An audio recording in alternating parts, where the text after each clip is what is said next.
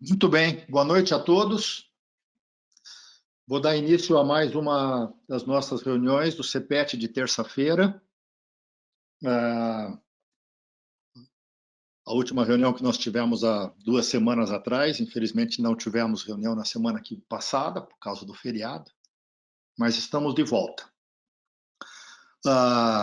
E hoje nós vamos apresentar um tema, nós vamos conversar um pouco sobre um tema que faz tempo que a gente não conversa sobre isso nas nossas reuniões, e acho que tem feito falta, e certamente nesse período do Covid, nos períodos mais críticos, que vocês tiveram doentes em ventilação mecânica prolongada, certamente tiveram muitos doentes difíceis de descontinuar a ventilação mecânica. E essa descontinuação da ventilação mecânica é um pouco daquilo que a gente vai discutir hoje. E na reunião de fundo nós teremos o prazer de ter a Francine e a Juliana, que já estão, que trabalham conosco já há algum tempo, há vários anos, tanto no Vita Batel quanto no Marcelino Champagnat, quando nós estivemos lá. E elas vão falar um pouco das diversas técnicas que nós podemos utilizar para poder fazer essa descontinuidade da ventilação mecânica, desde os pacientes mais fáceis até os pacientes mais difíceis, e de como obter sucesso com isso. E eu pedi para que, de uma forma especial hoje, o Dr. Péricles, o Péricles que veio de Cascavel para Curitiba e está envolvido conosco. O Péricles é pneumologista e intensivista já há muitos anos, é um especialista na área de ventilação mecânica e vai nos ajudar a interpretar um pouco esses trabalhos que vão ser apresentados nessa primeira fase, e depois vai ser importante, depois, Péricles, os teus comentários também das apresentações da Fran e da Juliana. Enfim, eu escolhi para a gente fazer a apresentação inicial hoje 2 artigos. Esse primeiro artigo que a Paula vai apresentar é uma daquelas apresentações curtas que a gente frequentemente traz para essa nossa reunião de terça-feira, publicado no Intensive Care Medicine, da revista da Sociedade Europeia. E que, embora sejam artigos curtos, eles, de alguma forma, eles procuram resumir itens importantes a respeito de assuntos também importantes nossos da medicina intensiva. Embora eles sejam curtos, eles são bastante relevantes, porque eles nos trazem o core, o núcleo. Então, eu achei que era pertinente a gente conhecer uma visão da sociedade europeia de 10 itens importantes que vocês devem considerar na hora de fazer a descontinuidade da ventilação mecânica, nos pacientes que ficam em ventilação mecânica prolongada, principalmente. E depois a Amanda vai trazer para nós um artigo que foi publicado agora, há 3, 4 semanas, no JAMA, sobre uma análise de como vários países, talvez não dê para poder dizer que o estudo seja um estudo mundial, mas que representa uma grande quantidade de países diversos, de como eles fazem, como na prática clínica nós mais frequentemente utilizamos, qual a estratégia para poder fazer a descontinuidade da ventilação mecânica, o desmame da ventilação mecânica. E acho que isso vai ser um início da nossa discussão e de um preparo nosso também para aquilo que a Francine e a Juliana vão apresentar posteriormente. Depois eu faço a apresentação da Francine e da Juliana, para a apresentação de fundo. Então, com essa introdução, Paula, agora nós estamos com você. Então, para quem não me conhece, eu sou a Paula, sou residente do terceiro ano de terapia intensiva do CEPET. E, como o doutor falou, eu vou apresentar esse artigo que foi publicado no ano passado, na Intensive Care Medicine, que fala sobre 10 dicas para otimizar o desmame de ventilação mecânica e a extubação nos pacientes críticos. É um artigo breve, e vou tentar aprofundar um pouquinho em relação aos referenciais que ele trouxe ao longo do artigo.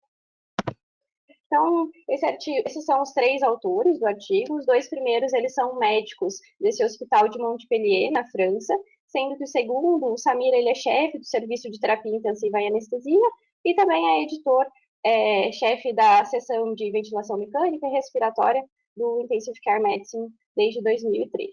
E a terceira autora é uma médica italiana desse hospital de Maggiore della Carità, na Itália, também membro da Sociedade Europeia de Respiratório. Então, para iniciar, a gente sabe que a ventilação mecânica prolongada, ela traz diversas complicações para os pacientes que podem levar à permanência prolongada tanto no hospital quanto na UTI, né? Então, dentre essas complicações, a gente tem risco de infecção, de pavor, de fraqueza muscular, aumento de delírio por conta da sedação. E uma das informações que ele traz para nós é que o tempo de desmame ele vai ser responsável por até 50% do tempo de ventilação mecânica. Então, quando a gente começa o desmame, a gente está praticamente na metade desse tempo. Então, quanto antes a gente conseguir ter os critérios e começar o desmame, melhor vai ser para o paciente. Nessa fase inicial, ele cita um artigo que foi publicado em 2011, cujos autores principais também são os 2 primeiros autores que eu apresentei do artigo, que foi um estudo que avaliou pacientes em ventilação mecânica por curto prazo e em ventilação mecânica prolongada. Esse estudo ele fez biópsia diafragmática nesses pacientes, e como que eles selecionaram os pacientes para ventilação de curto e longo tempo para fazer a biópsia. Então, os pacientes de curto tempo foram pacientes que iam internar eletivamente para fazer uma biópsia torácica por algum motivo qualquer, algum tumor, algum câncer de estágio inicial. Era uma ventilação mecânica ali do tempo cirúrgico e aí eles coletavam um material para biópsia. E os pacientes que foram biopsiados em longo tempo de ventilação mecânica foram pacientes em morte cerebral, que iriam para a doação de órgãos e que ficaram mais de 48 horas, obviamente, na ventilação mecânica. Então, eles também coletaram a biópsia desses pacientes e analisaram a diferença entre o diafragma. Então, a imagem talvez tenha ficado pequena, mas depois dá para ver nas referências. Entre os pacientes que ficaram mais tempo em ventilação mecânica, a gente já consegue observar uma desorganização na estrutura sarcomérica do diafragma, que vai, obviamente, comprovar o motivo dessa fraqueza muscular. Aqui a gente tem uma imagem colorida também, e que a gente consegue perceber a musculatura ali mais atrofiada e mais desorganizada do diafragma de pacientes que permaneceram mais de 48 horas em ventilação, que ainda é um tempo curto se for avaliar os nossos pacientes de agora, o tempo que eles permanecem na ventilação mecânica. Então, o artigo ele traz essas 10 dicas, eu vou aprofundar um pouquinho cada uma, que são dicas para facilitar tanto o desmame quanto a extubação. Então, a primeira é menos é mais, evite sedação desnecessária. Então, ele orienta que seja utilizada a sedação, limitando o uso de bloqueadores neuromusculares e orienta uma sedação direcionada e protocolizada, ou seja, que tenha um protocolo de titulação de sedação, de desmame de sedação, que possa ser entregado diariamente e pela equipe multidisciplinar e comprova através de estudos que isso reduz a duração da ventilação mecânica. Então, ele traz como referência esse artigo que foi publicado no JAMA em 2017, que comparou pacientes em pós-operatório de cirurgia abdominal, pacientes com SOFA maior que 1, então pacientes críticos, que iriam chegar na UTI e provavelmente pelos cuidados habituais da UTI, iriam ficar em ventilação mecânica, iriam ficar sedados em ventilação mecânica por um tempo. E eles randomizaram esses pacientes, foram 140 pacientes, em 2 grupos. O grupo controle, que receberia os cuidados usuais, e o grupo intervenção, nos quais, na admissão da UTI, toda a sedação seria desligada e aí tentado titular o conforto do paciente de alguma outra forma.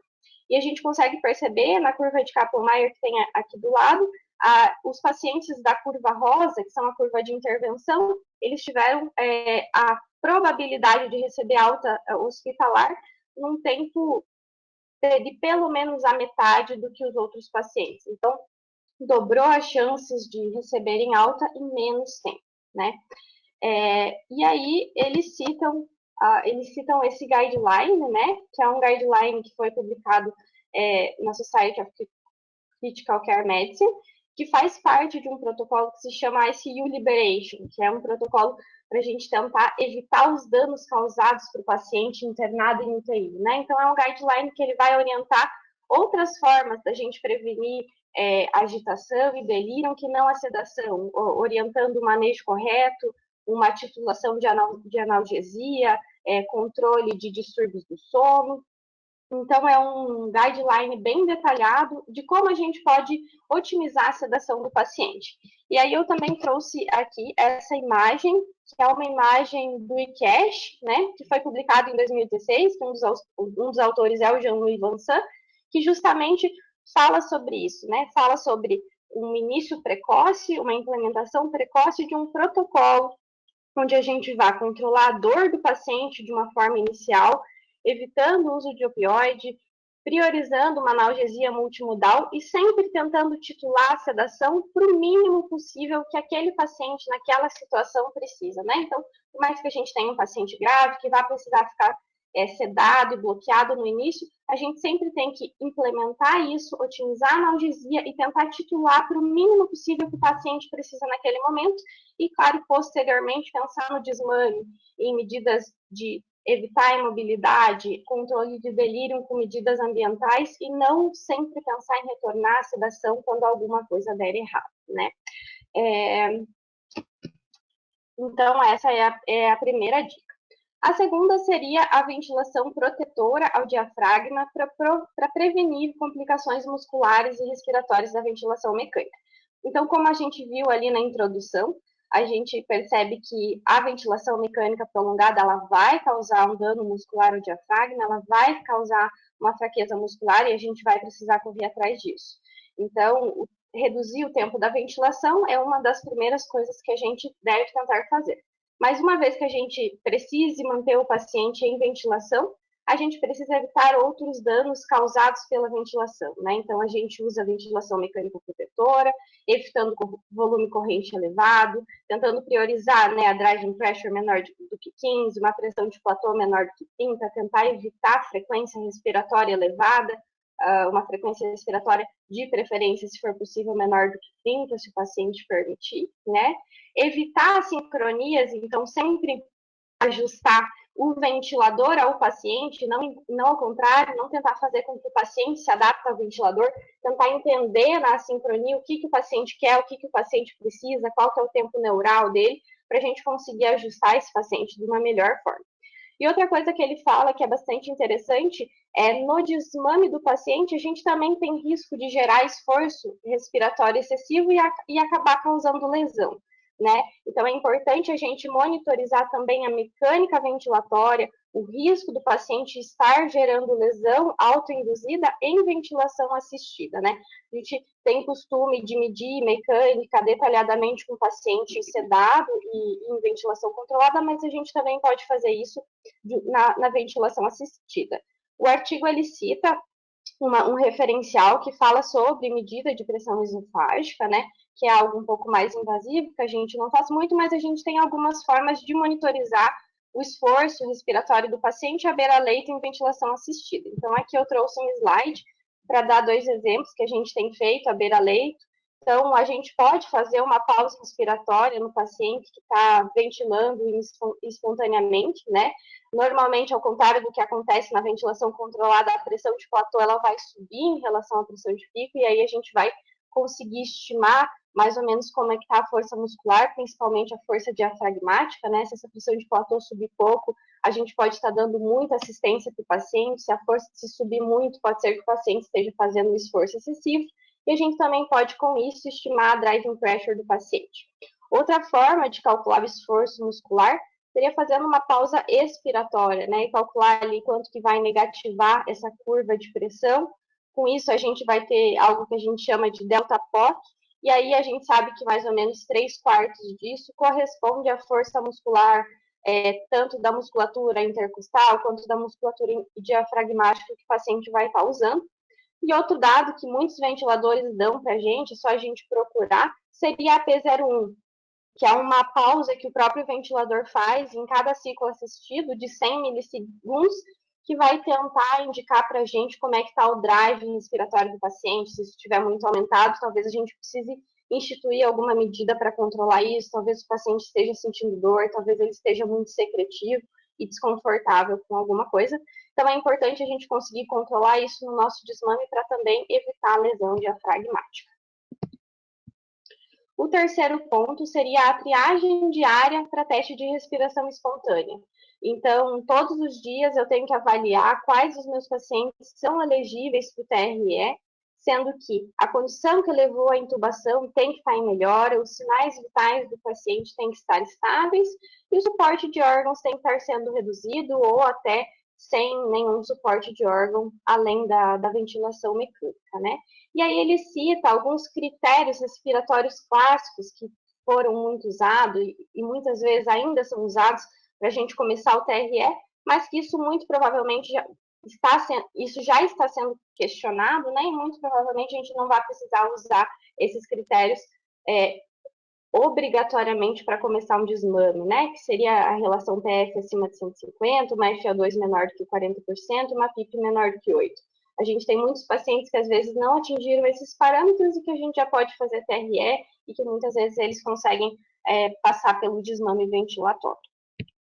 O quarto ponto seria qual teste de respiração espontânea que eu vou usar.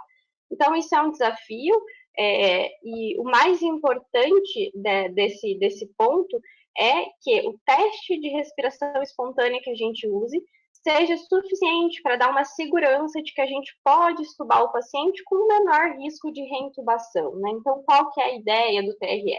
É a gente tentar assegurar que o paciente vai ter força, vai ter drive, vai ter capacidade de manter uma respiração espontânea fora da ventilação mecânica, né? Então, a gente pode usar o tubo T, que ele vai refletir melhor o esforço pós-extubação, mas a gente também pode abaixar o nível de assistência ventilatória na ventilação mecânica por mais ou menos uns 30 minutos, por exemplo, com uma pressão de suporte de 7, uma PIP menor do que 5, um tempo ali de 30 minutos, e avaliar se esse paciente vai ter condições de respirar sozinho posteriormente, né? Vale lembrar que não tem grandes estudos comparando os diferentes tipos de TRE e que a maioria dos estudos onde foram testados quais os parâmetros para serem usados o teste de respiração espontânea, eles foram usados em pacientes não obesos, em pacientes com uma fisiologia respiratória que não abrange todos os nossos pacientes, né? Então, muitas vezes, o desmame vai ser diferente de um paciente para o outro, e a gente não pode estipular um parâmetro específico para cada um, a gente pode individualizar isso de pessoa para pessoa. A quinta seria uma estratégia de desmame protocolizada, né? Da mesma forma que seria um protocolo para o desmame de sedação, também um protocolo para o desmame de ventilação, né? Um protocolo que pode ser aplicado pela equipe médica, equipe de enfermagem, equipe de fisioterapia, de qual vai ser o passo a passo que a gente vai realizar no desmame, né? Então, isso também é associado a menos horas de ventilação e menos dias em UTI.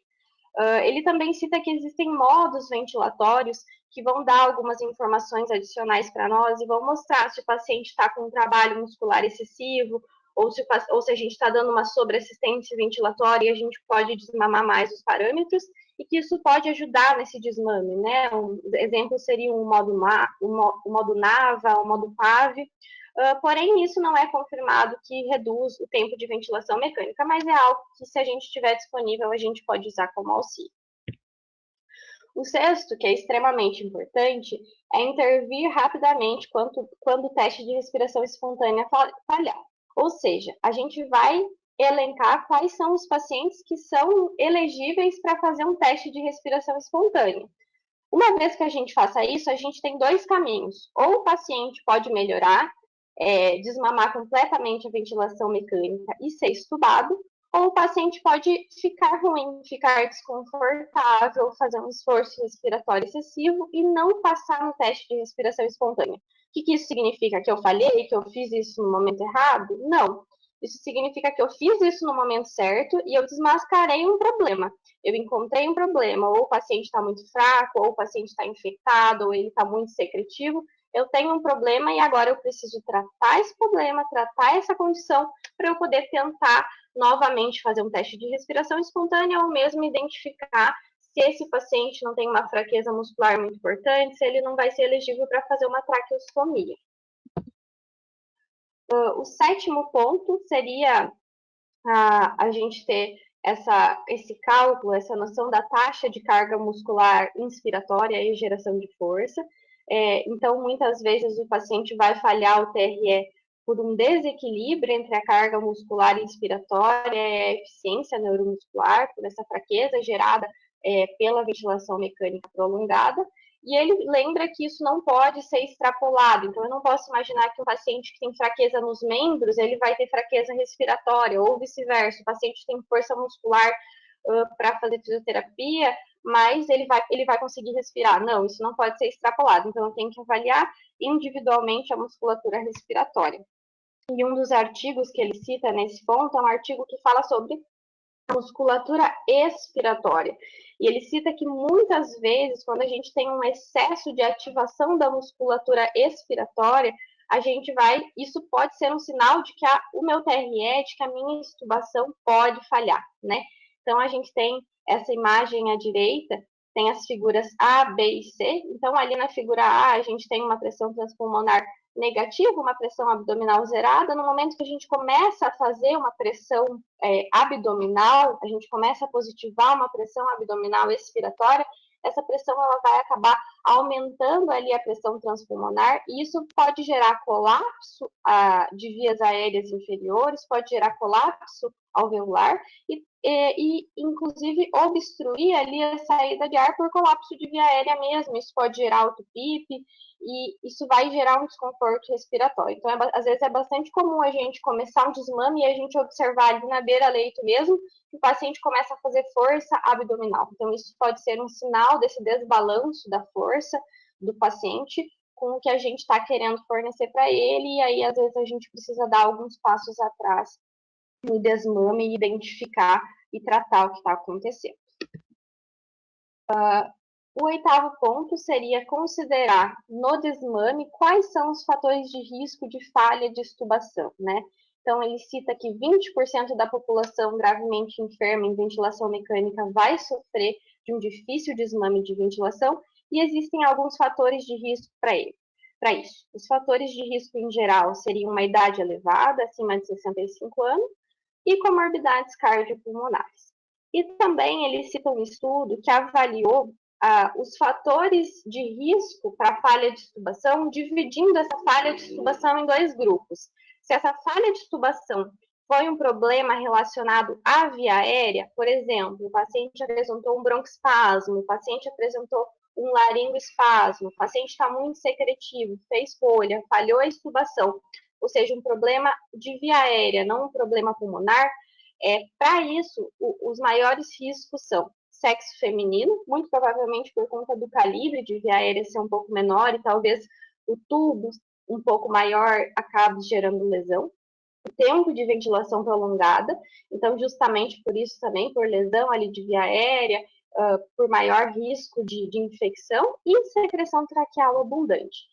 Já os fatores de risco não relacionados à via aérea, então seria um fator de risco pulmonar mesmo, então ou um fator de risco neurológico, o paciente rebaixou o nível de consciência, o paciente precisa da ventilação mecânica não por conta de via aérea, que tem algum problema cardiopulmonar, então nesse caso, os principais fatores de risco são disfunções orgânicas, ou seja, um SOFA aí acima de 8, e um status não obeso, né? E aí eu até achei isso engraçado, e eu fui lendo o artigo de referência, ele cita isso como um paradoxo. Então, foi observado que, normalmente, os pacientes obesos, eles têm um desmame de ventilação mais fácil e acabam falhando menos após a extubação. O nono ponto que ele cita seria o suporte respiratório após a extubação. Então, considerando que 10 a 15% dos pacientes podem ser reintubados e geralmente falham a extubação em 48, 72 horas após, foi demonstrado que o uso associado de catéter nasal de alto fluxo com VNI diminui a chance de reintubação. Então, essa combinação foi associada a uma menor taxa de reintubação, né? Porém, se a gente não tiver essas duas terapêuticas para usar, o uso tanto de uma quanto da outra também diminui o risco de reintubação. Então, se eu usar só a VNI ou se eu usar só o catéter nasal de alto fluxo, eu vou ter um menor risco de reintubação, sendo que não parece haver inferioridade de nenhum em relação ao outro. E ele também cita que a VNI, em centros que estão acostumados com isso, em centros especializados, ela pode ser usada como uma estratégia de desmame. Ou seja, o meu paciente ainda não tem todos os critérios para uma extubação, mas eu quero tirar o risco ali de uma fraqueza muscular, eu quero tirar o risco de uma pneumonia induzida pela ventilação, quero extubar ele antes. Então, em alguns casos, a gente pode usar a VNI, se eu tiver uma interface confortável, como um auxílio no desmame de pressão positiva. Extubar o paciente, manter ele em VNI por um período prolongado e fazendo esse desmame em VNI. E, por último, a traqueostomia, né? Então, ele fala que a traqueostomia precoce em relação à tardia não é associada a um melhor prognóstico na população geral. Então, ele coloca como um tempo para a gente definir a traqueostomia em torno de 10 dias de ventilação mecânica. E elencar quais pacientes que a gente já pode indicar a traqueostomia nesse tempo seriam pacientes que vão se beneficiar de um desmame mais gradual, aqueles pacientes que eu identifiquei que são mais fracos, ou que são muito secretivos, ou que estão na vigência do tratamento de uma infecção, que eu sei que vão demorar um pouco mais no desmame, então esses pacientes a gente já pode eleger para traqueostomia já em torno do 10º dia de ventilação mecânica. Então, para finalizar, ele fala ali que o sucesso do desmame da extubação depende de vários fatores, né? Dentre eles, um monitoramento cuidadoso, uma ventilação mecânica protetora, um manejo adequado da dor e da sedação, a interação do paciente e ventilador sempre tem que ser avaliada, então o ventilador sempre tem que ser ajustado da forma mais confortável para aquele paciente, e qual vai ser a carga respiratória e a eficiência neuromuscular. É isso.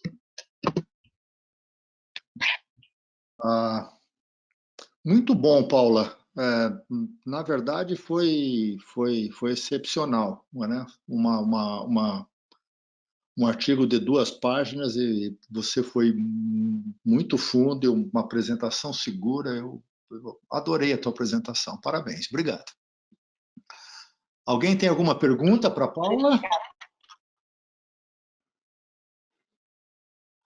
Alisson, queria te ouvir um pouco, Alisson. Faz tempo que não te ouço. Queria ver os teus comentários, alguma pergunta para a Paula?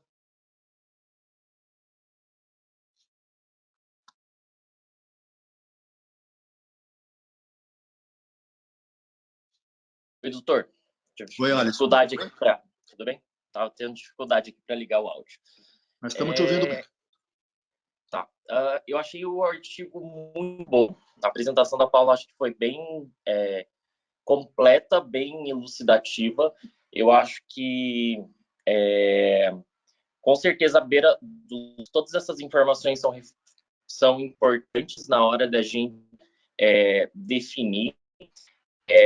Principalmente em paciente COVID, quando a gente precisa indicar traqueostomia, né? Quando que a gente consegue perceber que aquele paciente vai ter sucesso de extubação ou não, né? Que eu acho que é a maior dificuldade nesses nossos pacientes agora com COVID.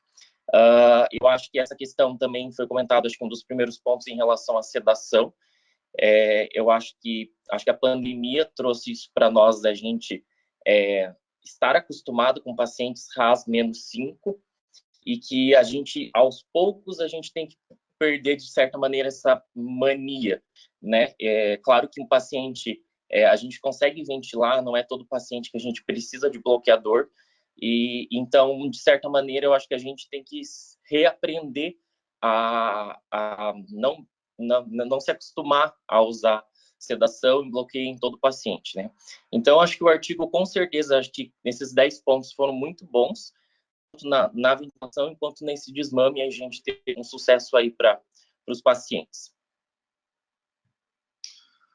Valeu, muito obrigado, Alisson. Alguém quer fazer algum comentário? Alguma pergunta? Oi? Oi, Álvaro. Oi, Oi, Mi. pessoal. Oi, tudo bem? Não, eu só quero fazer um comentário, é um reforço de conduta aqui para a Paula. A Paula, ela tem se interessado mesmo por ventilação mecânica, ela está participando do projeto lá do Ministério, junto com o INCOR, e ela tem sido um sucesso nas discussões de ventilação mecânica com Marcelo Amato, na reunião que houve com o ministro da Saúde, ali na sexta-feira antes do feriado, ela também foi muito elogiada e ela vai conseguir um estágio lá, né, com eles, pelo interesse dela em ventilação mecânica. Então, a Paula ela está muito motivada aí por essa área e acho que por conta disso também essa apresentação dela ela foi excepcional, como você comentou, né? Puxa vida, eu não sabia disso, fico bastante feliz, né, de que isso esteja acontecendo e Paula, aí que a gente vai te dar todo o apoio que você precisar. Com certeza a Mirella já está fazendo isso, que você precisar da gente, vai ser ótimo. Então, acho que a gente viu bem, acho que nós vimos bem nesses 10 itens, acho que talvez eu queria reforçar antes do Péricles, apenas de que um bom desmame começa na hora que você faz a intubação e faz a ventilação mecânica do doente, né? Quanto mais você protege esse pulmão, mais rapidamente você intervém nas diversas complicações, menos tempo esse doente vai precisar de ficar na ventilação mecânica, menos complicações ele vai ter e vai ficar, obviamente, mais fácil de fazer a descontinuidade posteriormente. Acho que tem aí uma bela de uma referência curta de diversos pontos chaves que vocês devem valorizar na beira do leito para poder ter um desmame com sucesso. Péricles, acho que está na tua hora aí, na tua vez, de eu te ouvir. Bom, também quero dar os parabéns, excelente apresentação. Como foi falado, o assunto é amplo e foi muito em tópicos pequenos, digamos assim, mas você transformou em uma apresentação bem maior e bem mais digerível. Bom, o desmame foi uma evolução muito grande nos últimos anos. O desmame ele era o patinho feio da ventilação mecânica até uns 20 anos atrás, tanto por, digamos assim, por conhecimento, quanto por interesse, digamos assim. Os grandes nomes da ventilação mecânica só queriam saber de SARA e insuficiência respiratória, propriamente dito, no máximo não invasivo. E o desmame, então, era caracterizado como uma arte, o que significa que a gente não tinha conhecimento nenhum, cada um fazia de um jeito. É isso que provavelmente queria chamar de arte. Mas, nos últimos 20 anos, 10 anos, aí muita informação realmente surgiu e realmente transformou aquilo que estavam chamando de arte em ciência, no sentido do conhecimento.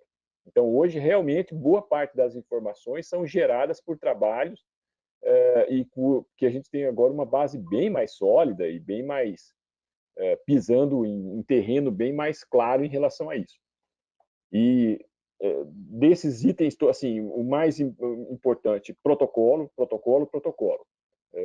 Nem tudo funciona, talvez, com protocolo em terapia intensiva, e nem tudo é passível e prático de fazer protocolo, mas se tem uma coisa que o protocolo revoluciona individualmente uma UTI, o desmame. Realmente é muito claro em relação a isso, o protocolo de sedação e o protocolo de desmame. Então, isso é fundamental. Uma coisa que talvez alguém possa ter percebido nessas dicas, digamos assim, é que não se falou sobre os tais índices preditivos. Qual que é o papel dos índices preditivos, digamos assim? O Tobin, a PIMAX, todos aqueles índices que tem até alguns brasileiros que fazem índices e tudo mais. Quando isso foi muito claro, a mudança em 2008, quando saiu um guideline americano, que saiu no American Journal, e esse guideline sedimentou essa ideia de que o desmame se baseia no TRE, digamos assim. O TRE é o desmame. E isso baseado no trabalho lá do Esteban, que é de 96, que já é bem antigo, mas que finalmente foi estabelecido nesse sentido. Na época, até o Dr. Martin Tobin ficou muito enfurecido, porque o índice de Tobin não foi nem citado no guideline. Então, foi uma revolução cultural, digamos assim. E hoje, realmente, você entende que o teste o TRE, ele deve ser, ao mesmo tempo, um teste e, ao mesmo tempo, já uma estratégia de desmame. E aí você continua se perguntando, mas então a gente abandona todos aqueles testes que o pessoal da fisioterapia adora fazer, de que cada um quer fazer o seu teste diferente. Hoje, na verdade, geralmente quando se discute isso, se pergunta, na verdade, ninguém quer abandonar esses testes, mas fica se perguntando para que, afinal de contas, eles servem. A resposta, talvez mais elegante, é para explicar a falência do desmame e da extubação. Então, ou seja, ele estuda a fisiologia do paciente caso as coisas deem errado. Mas, na prática, use o TRE para fazer essa avaliação. Então, eu acho que isso, implementar o seu protocolo, fazer algum tipo de medidas, digamos assim, mas essas medidas não devem, de maneira alguma, serem o padrão, a direção. A direção vai ser clínica, do ponto de vista como é que se diz, das suas condutas. Então, a gente deve se centrar no TRE. Outras duas coisas que eu só queria comentar como dicas, digamos assim, a mais, são no paciente, na prevenção da falência de extubação. Uma delas foi mais ou menos enfatizada, a importância da força expiratória. Então, um índice muito difícil de ser definido imediatamente antes da extubação é a capacidade de proteger vias aéreas. A gente sempre usa esse termo e ele é muito complicado. Então, está se tentando avaliar a eficiência da tosse. Então, de alguma maneira, seria bom a gente tentar fazer uma análise subjetiva ou objetiva. Como é que a gente faz análise objetiva? Uma coisa que a gente tem feito é pegar, por exemplo, um aparelho um ventilador,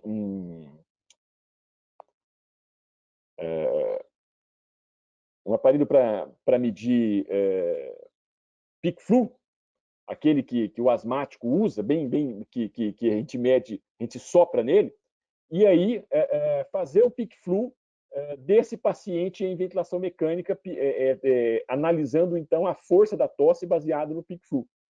E isso é possível, eu já vi pelo menos 2 trabalhos, os 2 são asiáticos, não sei porquê, mas a gente teve uma experiência muito boa de transformar isso em dados que a gente possa fazer. De qualquer maneira, no mínimo, uma avaliação subjetiva. A outra, que é muito mais controversa, é o impacto a possibilidade do teste de vazamento. Geralmente, quem faz isso, geralmente é só quem teve alguns episódios na sua vida, digamos assim, que se preocupa com isso. De qualquer maneira, acho que vale a pena lembrar disso, que esse é um fator de risco ocasional para alguns pacientes, particularmente, como já foi falado, se é mulher, se o tempo de ventilação mecânica é razoavelmente prolongado e se a intubação foi muito tumultuada, digamos assim, o que é muito comum nesses pacientes críticos, no pronto-socorro, em que possa ter havido, consequentemente, uma lesão da glote, e agora, nesse momento, na hora da extubação, isso vai ficar exposto. Então, avaliar o teste de vazamento, embora ele tenha uma variabilidade, uma predição muito pobre, mas também talvez te deixe com mais atenção para o pós-extubação, e, eventualmente, existem protocolos, e que, inclusive, 2 trabalhos em relação a isso, de usar o corticoide imediatamente antes da extubação, se prolongando por até 24 horas depois. Mas, de qualquer maneira, é excelente a revisão. Muito bem, obrigado, Péricles. Acho que nós temos que avançar.